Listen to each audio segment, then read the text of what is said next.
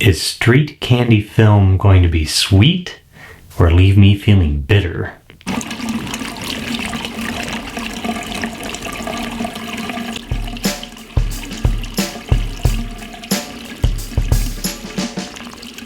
I wanted to do some more film comparisons to Tri-X like I began earlier in the year.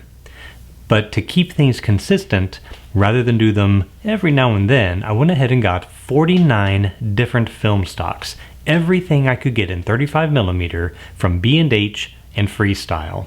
So unless they were out of stock, I got a roll of it. Now, if this part of the video seems familiar, it's because I'm using this portion of the video for all 49 of them rather than record it 49 times. So if you want to skip ahead to the H&D curves or the prints, time codes are right over here. For those of you that haven't seen this part of the video before, here's what I've done. So I wanted to use each film with the exact same shot, which is a headshot of me with a Kodak Gray Card Plus, which happens to have a red, blue, and green patch, a cyan, magenta, yellow patch, and then a dark and a neutral flesh tone. Then, with those shots taken, I bracketed every shot in third of a stop so that we can make sure we have a negative of equal shadow density to the base target film of Tri-X. Now, the reason I use Tri-X is because it's just been around for a long time and it's a very popular film. So it's a good base film to compare everything to.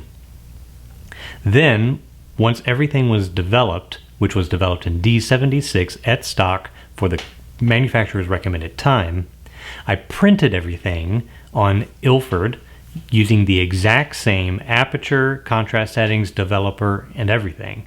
The only thing I changed was my exposure time, and that was to make sure that I compensated for any base fog variation from one film stock to another.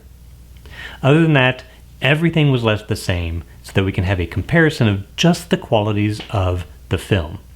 Now, there's going to be some differences in contrast, especially on the high end, and that's because the manufacturers getting their development time may not have used the same target that Kodak used for Tri-X. And that's okay. We're not looking at the overall contrast for everything. What we're really looking at is grain characteristics, tonality, how the film treats the shadows versus the highlights, that sort of thing. And we're looking at spectral sensitivity, thus the Gray Card Plus, rather than just a regular Gray Card. So we're going to go ahead and look at H&D curves, which if you saw one of my earlier videos on sensitometry, I like to use pen and paper and make my graphs. However, my wife was really ready to make sure I was done with this project. So she put everything into a spreadsheet for you all. So even though I don't like them, I want to show them to you thanks to her. Then we're going to go ahead and look at the prints side by side with the same print made from Tri-X. And from there, you can decide if you like the film and if you want to go and use it. So let's go ahead and take a look at the curves, and then we'll go to the prints. Tri-X represented here in blue, Street Candy in red. So where we've seen some curves kind of follow each other quite a bit, these don't have anything in common except perhaps the base fog level. Clearly it's underdeveloped compared to Tri-X. It needs a much longer time than was provided by the manufacturer, but even so, the straight line, there isn't one. Once we get past the toe, it flattens out in the mids quite a bit. In fact, we even have almost an entire stop that builds virtually no density with the exposure, and that's in the middle of the chart. That's really not encouraging. So let's go ahead and look at the prints and see how that worked out in reality. But overall, I'm expecting a low contrast print with very poor mid-tone separation. Here we have Street Candy, and here we have Tri-X. So immediate impressions, this is underdeveloped. We saw that with our curve.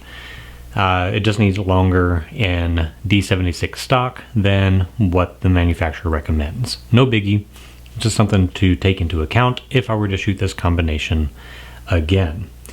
Let's go ahead and look at the spectral sensitivity. We can see this column nice and even, tiny bit darker here, which is the cyan patch, which kind of correlates here. Our red is a little bit lighter, but the blue is also lighter, yellow is not darker, so it's just a little uneven on the primary colors, mostly even on the subtractive colors or secondary. All right, other than that, overall I think we have a pretty even tonality, equal to Tri-X, just underdeveloped as we said. But one thing to note, while this is marketed as a 400 speed film, this shot in particular, which again is giving the same shadow density through here and here as the Tri-X negative, this is actually exposed at an index of 200, so a full stop slower than marketed box speed.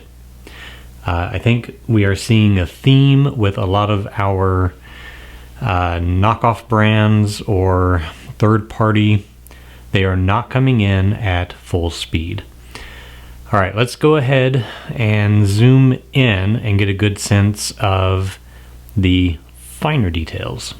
Immediately we can see that the grain is coarser and more defined than the Tri-X.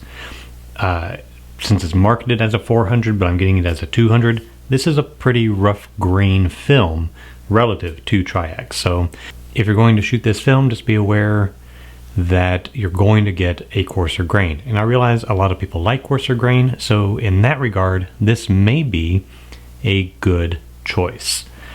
All right, let's go ahead and look at the second shot. So here we can see we are still getting good fine detail in the fabric right where it cuts off to the background. We're still getting good gradation in the wrinkles and folds of the fabric, but we are getting very rough grain in those smooth tones of the background itself. Here with the collar, we're getting good sharp detail. It is slightly less defined because of that coarser grain, but really only minutely. The stitching on my shoulder is still nice and sharp. You can still see it. I feel like the coarse grain here is starting to perhaps obscure the detail of the fabric itself in the smooth areas along this portion relative to Tri-X. But again, that could just be how the fine weave of the fabric is kind of matching the coarseness of the grain. Who knows? So something to keep in mind. And here with the skin tone, as I said before, it is a bit underdeveloped. However, we are getting good texture in the skin. We're still seeing fine details of wrinkles and pores. I think it is like the fabric being a little obscured by the grain, but it's not so bad that it's an unusable film. Not by a long shot. It's still a pretty good film. I think you just have to be aware that it's a much coarser grain than, say, the name brand 400 speed. And then of course, since I'm losing a full speed for whatever the reason may be, you're going to underexpose by a full stop if you try to shoot it at 400.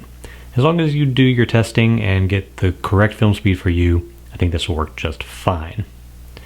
All right, that is about it. As a summary, decent film, a little overrated, I think, in terms of speed, but it is a coarser grain. But the grain is still nice and sharp. That, of course, can change with your developer, but overall, nice and sharp. If you want a grainier look and a moderate speed film, this may do it for you. Just test for your film speed and your development time. All right, that's it for this video. Thank you for watching. If you want to help support this channel, you can go to my Patreon page. You can hit up my Teespring store or my print store. And I thank you again for watching. We'll see you next time.